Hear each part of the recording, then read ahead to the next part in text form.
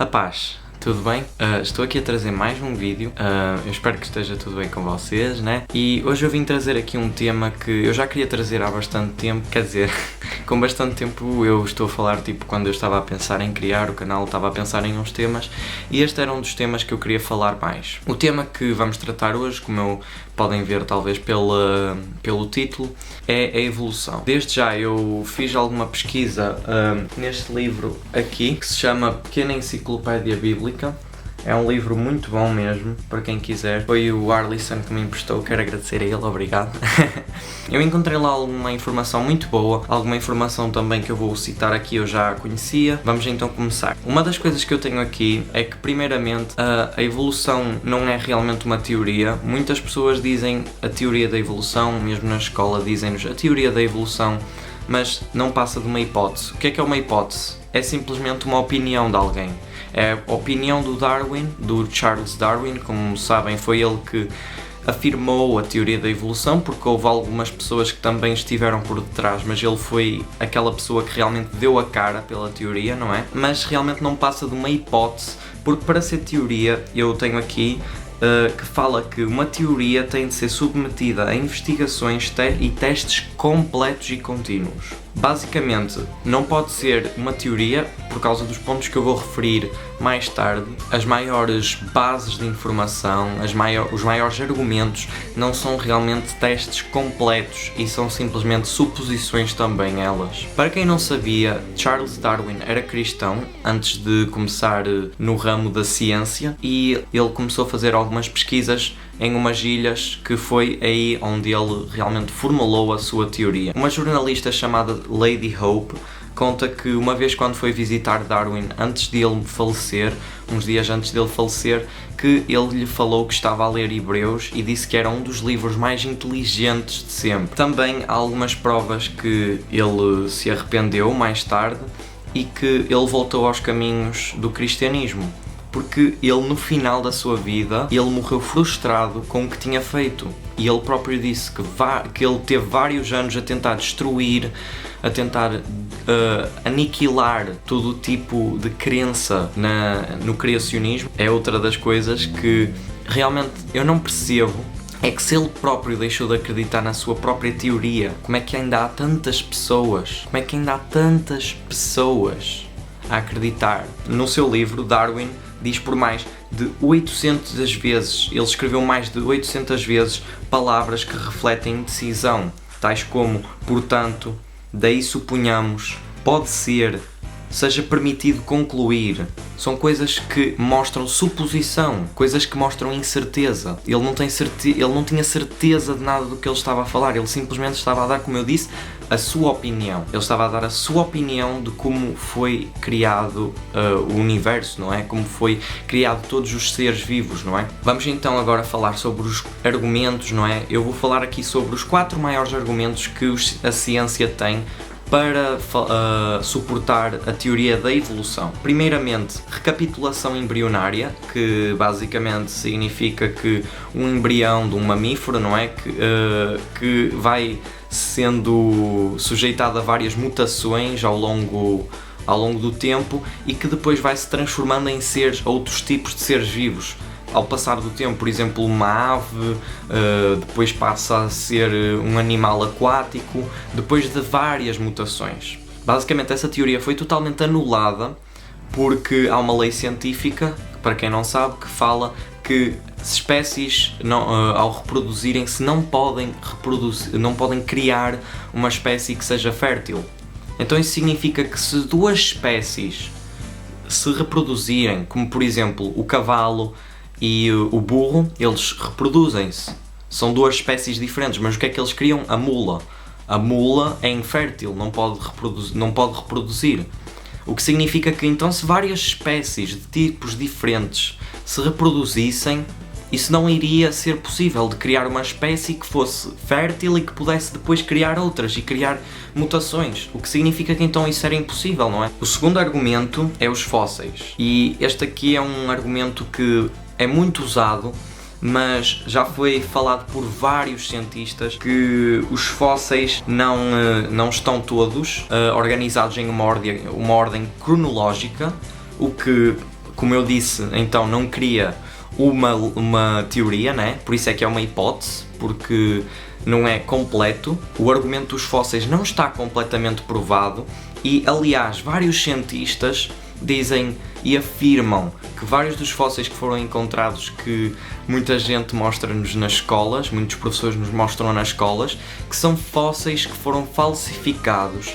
E isso está provado na mídia antiga, que vários cientistas tentaram falsificar fósseis, misturando fósseis de macacos com fósseis de homens, e os únicos fósseis que realmente foram encontrados são fósseis de humanos já desenvolvidos, os humanos de hoje em dia. Um dos fósseis mais importantes para a ciência é um fóssil de um dente.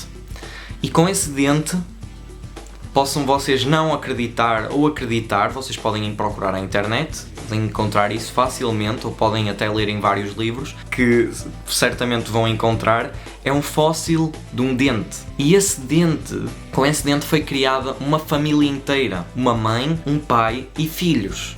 E mais tarde foi-se descobrir que esse dente era um dente de um javali, de uma espécie de javali antiga. E eu pergunto-vos, vocês acham que os fósseis conseguem então suportar a teoria da evolução?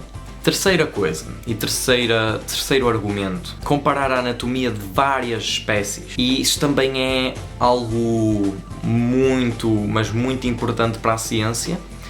E também não pode ser totalmente provado. Porquê? Porque basicamente o que isso supõe é que, como vários seres humanos têm várias semelhanças ou algumas semelhanças com espécies antigas, isso significa que o ser humano que tem alguma relação com esses seres que são irracionais. Porque é que isso não pode ser totalmente provado? Porque isso seria a mesma coisa que vocês dizerem que um carrinho de mão evolui para uma bicicleta, depois evolui para uma moto, depois evolui para um carro. Eu estou-vos a dar um exemplo. E isto é um exemplo bastante semelhante. Porque basicamente o que é que estão a dizer? Que uma espécie que é um ancestral de um macaco que foi evoluindo ao longo do tempo. Então isso seria a mesma coisa. Um carrinho de mão, ao passar do tempo, vai evoluindo por si só mesmo assim. Outra lei científica fala que uma espécie que seja mais desenvolvida não pode ter sido criada por uma menos desenvolvida. Então isso aí também vai contrariar, porque basicamente o Australopithecus, não é? Que é essa espécie que é ancestral de macacos e homens, como costumam dizer, que foi desenvolvendo foi ficando mais desenvolvido ao longo do tempo, mas isso é impossível. Como é que uma espécie menos complexa foi criar uma complexa? Não faz sentido, ou faz? A minha pergunta aqui é, porquê é que o homem não podia ter semelhanças com algumas espécies inferiores? Porque na realidade o homem precisa de se alimentar de algumas espécies, porque o homem precisa de alimento para sobreviver, e porquê é que não poderia haver outras espécies inferiores que o homem poderia utilizar como alimento? Significaria logo que era uma mutação, que era uma evolução, simplesmente porque o homem simplesmente porque o homem tem algumas semelhanças? Um cientista chamado Dr. Clark disse: no que tange aos grupos de animais superiores, os criacionistas parecem estar com um argumento certo, porque não há a mínima evidência de que qualquer um dos grupos principais de cada animal tenha sido originado um pelo outro. Cada um é complexo animal especial, razoavelmente relacionado com todo o restante, mas destaca-se, portanto, uma criação distinta e especial. Então o que é que isto significa? Que todas as espécies estão um pouco relacionadas com todas. Por exemplo, vocês podem relacionar mamíferos, podem relacionar espécies dizendo que elas são anfíbios, por exemplo, ou várias outras coisas. Vocês podem dizer que algumas espécies são da savana, e todos esses tipos de grupos estão relacionados. Não significa que eles evoluíram e que depois criaram outras espécies, percebem? Cada tipo de espécie é bastante peculiar. Por exemplo, vamos tirar o exemplo da savana. Vocês têm uma girafa e têm um leão. São duas coisas completamente diferentes. Têm uma zebra. Percebem? São três coisas completamente diferentes, mas estão mesmo assim relacionadas, não é? O quarto e último argumento é as variações e mutações. Basicamente o que isto diz é que as espécies vão evoluindo porque vão se habituando ao tipo e ao estilo de vida que elas têm. Um exemplo, eu sou do Brasil, não sou, né? Mas estou a dizer que sou. Pronto, exemplo, é um exemplo. Eu sou do Brasil, é um sítio muito quente, não é? Eu vou-me habituar ao quente. Não significa que eu vou evoluir. O meu próprio corpo, ele vai se habituando ao tempo do Brasil. Mas eu não vou ficar diferente, eu simplesmente vou-me habituando ao tempo. Se eu for para um sítio super frio, por exemplo a Antártida, eu não vou conseguir viver, ou vou? Provavelmente não. Mas um esquimó já está habituado. E vice-versa, se um esquimó for para o Brasil, ele vai morrer ao calor, percebem?